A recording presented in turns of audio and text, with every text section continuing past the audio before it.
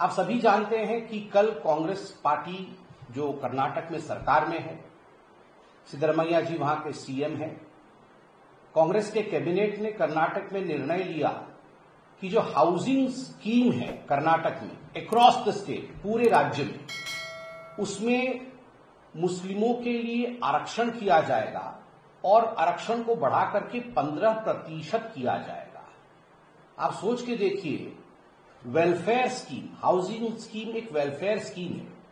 इस welfare scheme में धार्मिक एंगल जोड़ा गया है और उस धार्मिक एंगल के अंतर्गत मुसलमानों के लिए for the Muslims there would be 15% reservation.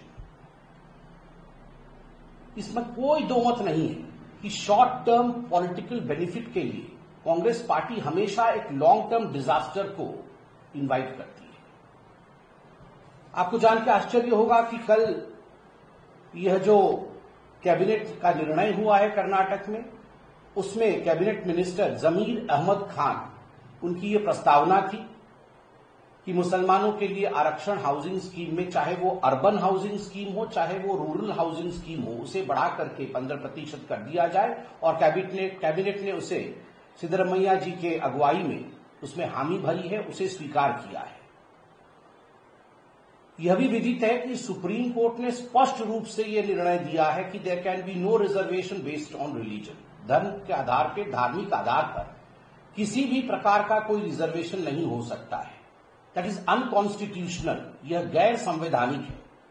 मगर फिर भी जो लोग पॉकेट में संविधान को रखकर घूमते हैं, जो लोग बात बात पे एक प्रति निकालने की कोशिश करते हैं संविधान की, वास्तविक रूप में वो किस प्रकार से संविधान की धज्जियां उड़ा रहे हैं, उसका सर्वोच्च उदाहरण कल कर्नाटक के कैबिनेट में मुस्लिम आरक्षण हाउसिंग स्कीम में पास करके दिखाया गया है।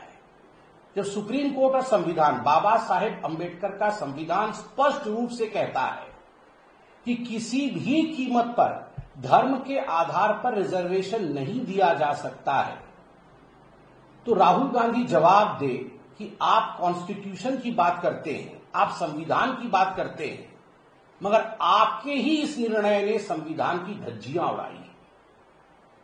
Constitution for the Congress party and particularly for the Gandhi family is secondary to religious appeasement. Gandhi परिवार के लिए और राहुल गांधी के लिए जो रिलीजियस अपीजमेंट है वो सर्वोपरि है और संविधान उसके परे ही आता है। तुष्टीकरण की यह राजनीति कोई पहली बार नहीं हो रही है। कर्नाटक में आपने देखा होगा, मार्च के महीने में 21 मार्च को एक अमेंडमेंट लाया गया था, Karnataka transparency in public procurement amendment bill 2025। और इस अमेंडमेंट के माध्यम से यह तय किया गया था कि स्टेट में जितने भी टेंडर होंगे, जितने भी 2 करोड़ से नीचे के टेंडर होंगे, उसमें 4% का आरक्षण मुसलमानों के लिए होगा। आप सोचिए, टेंडर होगा, ये जो स्टेट के काम होंगे, उसमें भी मुस्लिम आरक्षण मार्च के महीने में कांग्रेस पार्टी लेकर आई थी। तो कहीं न कहीं इसमें कहना अतिशयोक्ति नहीं होगा कि एक तरह से कर्नाटक में वेलफेयर स्कीम्स को, जो जनता के लिए सुविधा की स्कीम होनी चाहिए, उन वेलफेयर स्कीम्स को तुष्टीकरण के मंडी में परिवर्तित कर दिया है। The welfare schemes have become the market place of appeasement for the Congress party. और ये केवल कर्नाटक की कहानी नहीं है। जहां जहां जब कांग्रेस रहती है, धर्म के आधार पर रिजर्वेशन और तुष्टीकरण की राजनीति को आगे बढ़ाने की वायदे, जो उनके इंटरनल वायदे होते हैं, उसे वो जरूर आगे बढ़ाते हैं। राहुल गांधी ने तो एक जगह कहा भी था और अखबारों में छपा भी था, हां, हम मुसलमानों की पार्टी है। The Congress party is never apologetic about this fact because they realize that they are into vote bank politics and not into welfare schemes. No governance but divisive experiments. किसी प्रकार का गवर्नेंस नहीं है, ये divisive experiments जो कर्नाटक में है, ये अपने आप में बहुत ही दुखद है। आपने देखा होगा, अभी जाति जनगणना के नाम पे, कास्ट सेंसस के नाम पे राहुल गांधी कितनी राजनीति कर रहे हैं। और अभी कुछ दिनों पहले हमने देखा कि जो जाति जनगणना कर्नाटक की सरकार ने, सिद्धरमैया जी की सरकार ने कर्नाटक में किया था, उसमें लगभग 165 करोड़ रुपए, 165 करोड़ रुपए खर्च हुए थे। Despite spending this 165 crore rupees from the state exchequer, now that has been put into the dustbin, and they say that a new caste census will be conducted. अब सिद्धरमैया कह रहे हैं कि एक नया कास्ट सेंसस होगा, हम उस कास्ट सेंसस को खारिज करते हैं। और जब सिद्धरमैया जी को और कांग्रेस पार्टी को कर्नाटक में घेरा गया, तो सिद्धरमैया जी का वक्तव्य था कि ये मेरे या मेरे कैबिनेट का निर्णय नहीं है, ये कांग्रेस के हाईकमान का निर्णय है। ये हाईकमान का निर्णय है कि पुराने कास्ट सेंसस को हम पीछे रखेंगे और एक नया कास्ट सेंसस करेंगे। क्यों? आप तो तेलंगाना और कर्नाटक में डुगडुगी पीट रहे थे कि हम इस प्रकार का कास्ट सेंसस करेंगे कि दुनिया भौचक्की रह जाएगी, भारतवर्ष में हम उदाहरण एस्टैब्लिश करेंगे। ये 165 करोड़ रुपए खर्च करने के पश्चात आपके कास्ट सेंसस में ऐसी क्या त्रुटियां थी या ऐसा क्या खामी उसमें निकला कि आपको उसे रद्द करना पड़ा, आप उसे सार्वजनिक नहीं कर पा रहे हैं और दोबारा कास्ट सेंसस कर रहे हैं?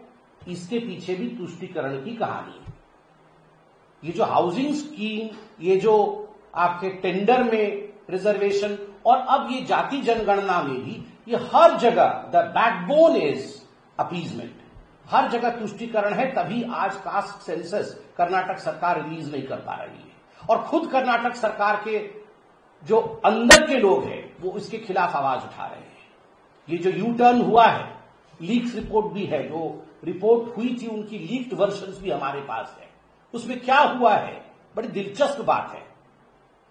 2015 में जो सेंसस हुआ था उसमें मुसलमानों की संख्या कर्नाटक में 12.6% के लगभग था। उसके बाद जो नया सेंसस हुआ है, उस नए सेंसस में इस संख्या में बहुत बड़े इजाफा को देखा गया है। 12.6% से बढ़कर के वो लगभग 18.08% हुआ है। आप सोच के देखिए इतना बड़ा जंप कैसे हो सकता है। तो 12.6% से 18.08% ये लीक रिपोर्ट बताती है, ये मुसलमानों का जो जनगणना हुआ है उसमें ये कास्ट सेंसस में आ रहा है। और जितने भी मुसलमान के जाति हैं उनको सिद्धरमैया जी की सरकार ने रिजर्वेशन के अंतर्गत श्रेणी 2B में दाखिल किया है, 2B। And after putting them all in 2B, OBC 2B, recommendation था कि ओबीसी 2B का आरक्षण 4% से बढ़ाकर के 8% कर दिया जाए ताकि सारे मुसलमान उसमें एकोमोडेट हो जाए। और आश्चर्य देखिए, कई ओबीसी जो वाकई ओबीसी हैं उनको निकाल दिया गया था, इसमें से ओबीसी कोटे में से निकाल दिया गया था, मुस्लिमों को उसमें ऐड किया गया और उसे बढ़ाने की कवायद चल रही थी। और ईडब्ल्यूएस का कोटा वही 10% पे फिक्स है। तो ये जो पूरी प्रक्रिया चल रही है, चाहे वो हाउसिंग स्कीम की हो, चाहे वो ये आपके टेंडर में रिजर्वेशन का विषय हो, चाहे 2B में लाके मुसलमानों को आरक्षण देने का विषय हो, अगर हक किसी का मारा जा रहा है तो वो हक SC, ST और OBC का मारा जा रहा है। The SC, ST and OBC of Karnataka in fact have been kept bereft of their rights, and on their rights stands the politics of vote bank and appeasement. And that's the reason as to why every SC, ST and OBC of Karnataka should realize, उनको ये जानने की आवश्यकता है कि आखिर उनके साथ कर्नाटक की कांग्रेस सरकार किस प्रकार का अन्याय कर रही है। लीक रिपोर्ट के हिसाब से जो कास्ट सेंसस किया था, वो कलिंगा समाज और लिंगायत समाज ये कर्नाटक के बहुत बड़े समाज हैं। इनका एक बहुत बड़ा कंट्रीब्यूशन रहता है कर्नाटक में डेवलपमेंट के लिए और सामाजिक न्याय के लिए। और आप देखिए, शायद इन्हीं कारणों से जाति जनगणना को कर्नाटक की सरकार ने अब पीछे हटा दिया है, क्योंकि जो लीक रिपोर्ट से उसमें दिखाया गया है कि वीर शैव लिंगायत जो पहले की रिपोर्ट में लगभग 18 से 22% थे, इस बार के रिपोर्ट में घट करके 11% हो गए। 9 पूर्व चीफ मिनिस्टर रहे हैं लिंगायत समाज के।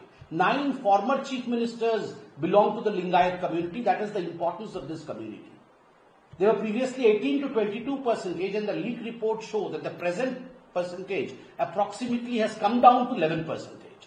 Similarly, as far as the Vokalinga community is concerned, पुराने सेंसस के अनुसार मैसूरू रीजन इत्यादि को मिलाकर के लगभग 16% उनकी जनसंख्या थी। अब के रिपोर्ट में, जो लीक रिपोर्ट है, उसमें उसे घटा करके 10.29% कर दिया गया है, 10.29%। 7 पूर्व सीएम, 7 फॉर्मर सीएम रहे हैं वोकलिंगा कम्युनिटी से। तो मुस्लिम तुष्टिकरण के कारण ये जो वीर शैव लिंगायत और वोकलिंगा कम्युनिटी के साथ अन्याय किया गया है, इसी के कारण से कहीं न कहीं कांग्रेस को ये महसूस हो रहा है कि उन्हीं का कास्ट सेंसस कहीं ऐसा न हो कि उन्हीं को जख्म देकर जाए। तभी 165 करोड़ खर्च करने के बावजूद उसे रद्द किया जा रहा है और दोबारा कास्ट सेंसस की बात की जा रही है, जबकि सेंटर खुद ही कास्ट सेंसस कर रही है।